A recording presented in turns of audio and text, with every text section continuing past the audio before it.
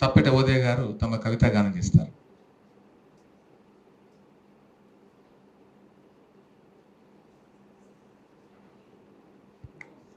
అందరికీ నమస్కారం. శీర్షిక నర్తకులకు ఏమెరక. విలువలు వదిలి వల్వలు వలసిన దుష్ట చతుష్టి ఆగడాలు చెప్పడానికి నోరు తెరవదు.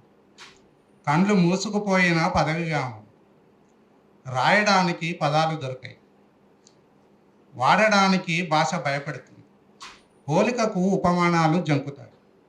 ఇది రాజుగారి నూలుపోగుల న్యాయం. ఒళ్ళంతా ముండ్లు దిగి తల్లడిల్లే తనువు యాతన. పిత్తర చూపులకేం తెలుసు? నీ చిరు పెదాలపై పూసే విషపు నవ్వుల పువ్వుల మర్మం అనాదిగా దగా పడినోళ్ళకే తెలుస్తుంది. మితిమీరిన పశుతనం పోకడ, పురిటి నొప్పుల శూలబాధ నువ్వు పుట్టినప్పుడు నొప్పి పుట్టినోళ్ళకే ఎరకైతే. బిడ్డ, నర్తకులకేం తెలుస్తుంది?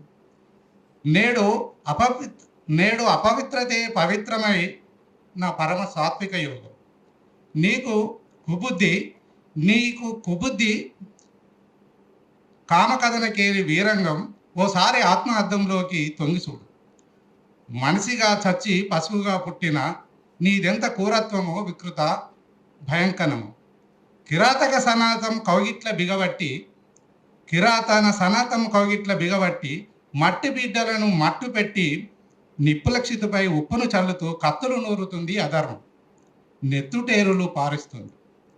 మృతవీణను మీటుతూ కర్మఫలం తలరాతను చేతిగీతలుగా లెక్కిస్తుంది. అంతిమంగా సచ్చి నడిసే శపాలను శీల పరీక్షకు నిలిపి శాంతి గీతం పాడుతుంది. మనమంతా ఒకటే అనే రామచిలుకల పలుకుల తత్వం తలుసుకుంటే మది ముక్కలవుతుంది. ఎద ఎంత విశాలమైన విషకంటకం దిగి కలుక్కుమంటుంది. మతమేదైనా మనిషి ఎవడైనా తెల్లగుంటే చాలు, నల్లగున్నోళ్లను నలిపి రక్తం జుర్రుతుంది. అటవిక నీతి కంటే అధ్వానంగా నిల్వెత్తు విద్వేషంతో ఊగిపోతుంది. Thank you.